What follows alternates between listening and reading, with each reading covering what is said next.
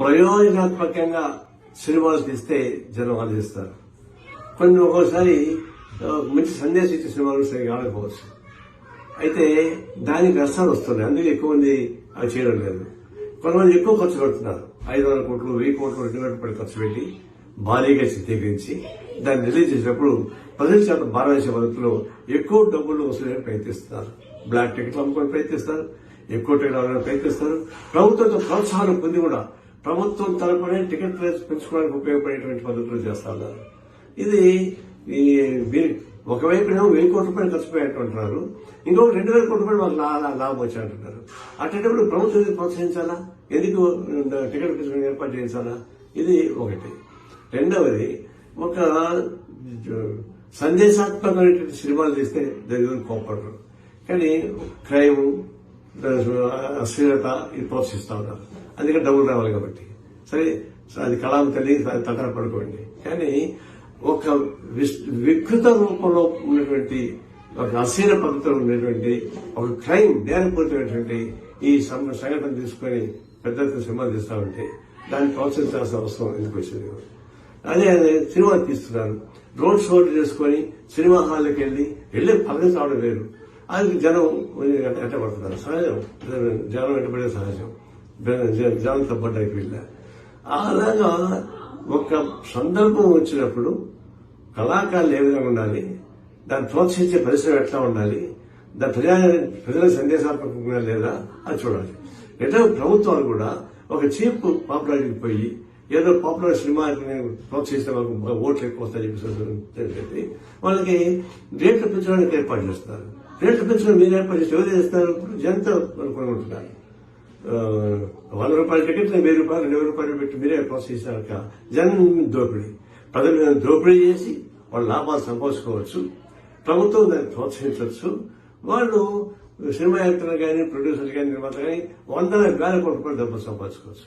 ఇది మనకి కనిపిస్తా ఉన్నట్టు నాకు సత్యం. ఆ నేపథ్యంలో పుష్ప సినిమాను మనం చూడాలి. పుష్ప సినిమా ఏంటి?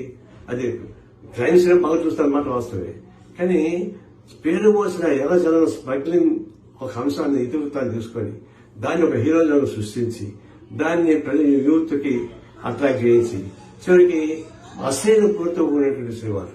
చివరికి రష్మిక చెప్పింది బాధపడుతూ, నాకు ఇష్టం లేదు ఫీలింగ్ డాన్స్ వేయడానికి, కానీ తప్పనిసరిగా నిర్మాత ప్రోత్సహించడం వల్ల చేయాల్సి వచ్చింది చెప్పి. అలాంటి మహిళలు ఎంతో మంది ఆత్మాభిమానం చొప్పుకొని ఆ కళా పోషణ ఉన్నటువంటి చూస్తా ఉన్నాం. దీనికి ఎగ్జాంపుల్ రష్మిక ఇచ్చినటువంటి స్టేట్మెంట్. ఈ పద్ధతుల్లో హ్యూమిలేట్ చేస్తూ మానవతను హరిస్తూ మీరు ప్రోత్సహిస్తారంటే అది ఆదర్శవంతం కానే కాదు. దీన్ని నేను ఘటన జరిగింది, ఒక ఆమె చనిపోయింది, ఒక పిల్లవాడు దీనిలో కోమాలో ఉన్నాడు, తీవ్ర నష్టం. 2 కోట్లు కాదు 5 కోట్లు ఇచ్చినా కూడా ప్రాణం తెచ్చిపెట్టారు. అందులో వయసులు పెద్దది కాదు. అయినా సరే నిర్మాతలతో కలిసి డబ్బిస్తూ ఉంటారు. అది ప్రభుత్వం కూడా సహాయం చేస్తానంటుంది. మనమంతా అందరూ కూడా సహాయం చేయాల్సిందే. అయితే ఇప్పుడు చర్చ జరగబోతా ఉన్నాయి.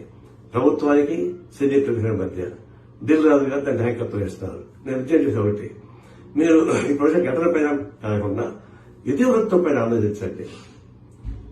ప్రజలపైన భారం వేసే పద్ధతిలో మీరు రైతులు పొందవచ్చండి. అది చేయడం వల్ల నష్టం వస్తున్నప్పుడు లాభం లేదు.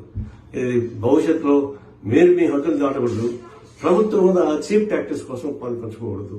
ఇట్లాంటి వాటికి ప్రోత్సహించి మీరు టికెట్లు ఎక్కువ పెట్టి అమ్ముకోండి అని చెప్పేసి చెప్పడం అంటే అది బ్లాక్ మార్కెట్ ప్రభుత్వం ప్రోత్సహిస్తున్నట్లెక్క. అందువల్ల ప్రభుత్వం అలాంటి పని చేయకూడదు. సినిమా సంబంధించినటువంటి నిర్మాతలు కానీ ప్రొడ్యూసర్లు కానీ వారు కూడా మీ హృదయంతో మీరు ఉండి కళాంతరాన్ని ప్రోత్సహిస్తే మేము గౌరవిస్తారు తప్ప ఏ ఎండమైన దాడులు చేయరు. అందువల్ల ఇది దాడులు చేశారనే పద్ధతి కాకుండా కానీ చేసే అవసరం లేదు, వ్యతిరేకంగా కనిపిస్తున్నాం. దాని కరెక్ట్ కాదని. అయితే అదే సందర్భంలో ఎవరు లక్ష్మణ్ నాయక్ వాళ్ళు దాటుకోవాలంటే ఏ సమస్యలు రావు. దాంట్లో ప్రభుత్వం కానీ సినిమా పరిశ్రమ కానీ పౌరులు కానీ ఎవరి హద్దులో ఉండాలంటే ఎవరి బాధ్యత నిర్వహించాలి. ఆ ప్రకారం చర్చలు సాగితే మంచిదని చెప్పేసి నా ఉద్దేశం. మరిన్ని ట్రెండింగ్ వీడియోల కోసం న్యూస్ 18 తెలుగు యూట్యూబ్ ఛానల్ ను సబ్స్క్రైబ్ చేసుకోండి.